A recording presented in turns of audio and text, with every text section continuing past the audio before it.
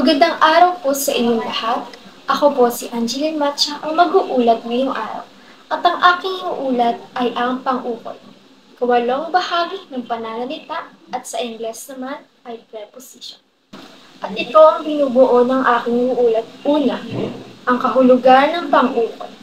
Pangalawa, ang pangkat ng pang-ukol. Pangatlo, ang kailangan ng pang-ukol at ang pang-apat ay ang mga pang-ukol at ang gamit. Ang unang bahagi ng aking iulat ay ang kahulugan ng pang-ukol.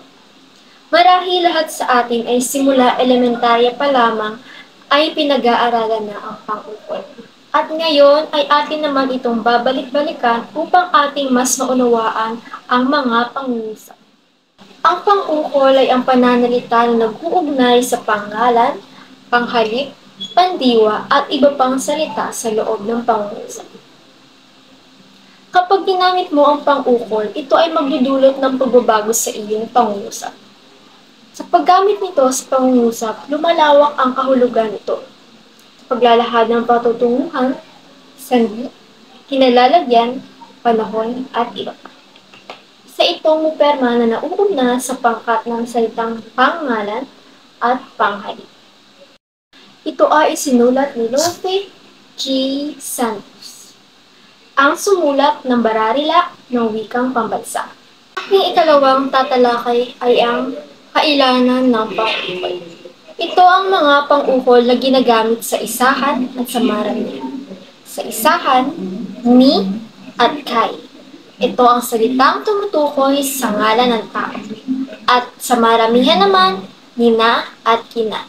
Ito rin ay salitang ginagamit sa ngalan ng tao, ngunit sa maramihan.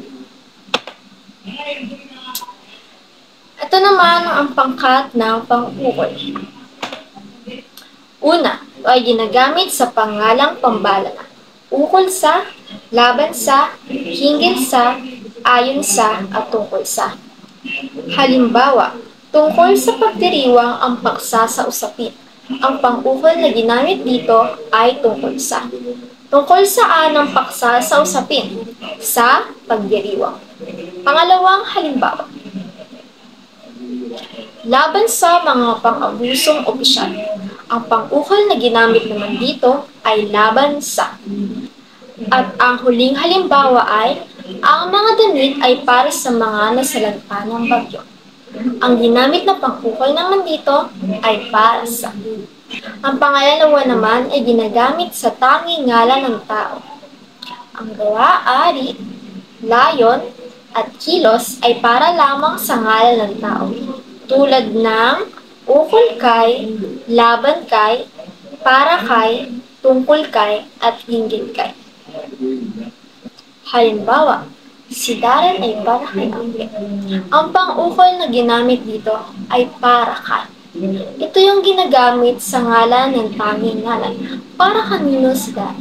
Para kay Angge. Ayon kay Brian, mayroong 3 uri ng pagkikipagkaibigan. Ayon kay Brian, mayroong 3 uri ng pagkakaibigan. Ang pang-ukol na ginamit dito ay ayon kay. Ang pangatlong halimbawa naman ay may kwento si Sarah sa kanya mga kaibigan tungkol kay Ed. Ang pang-ukol na ginamit dito ay tungkol kay. May paksa na ginamit dito at ginamitan ng pang-ukol na tungkol kay dahil may pinag-uusapan dito. Ang sumunod naman ay ilang karaniwan ng pang-ukol at gamit nito.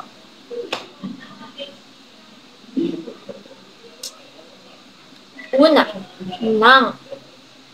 Ito ay nagbibigay ng isang ugnayan sa pagitan ng bahagi at ng isang kabuuan. Pangalawa, sa. Nagpapahayag ng pag-uukol o pag-uugnay ng isang bagay sa isa pang bagay. Pangatlo, ayon sa or ayon kay.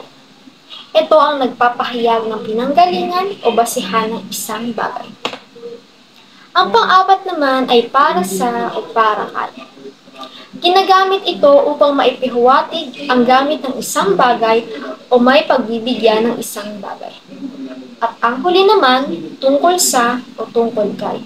Ito naman ang ginagamit kung ang pinag-uukulan ay ang pinag-uusapan. Narito pa ang ibang mga pang-ukol.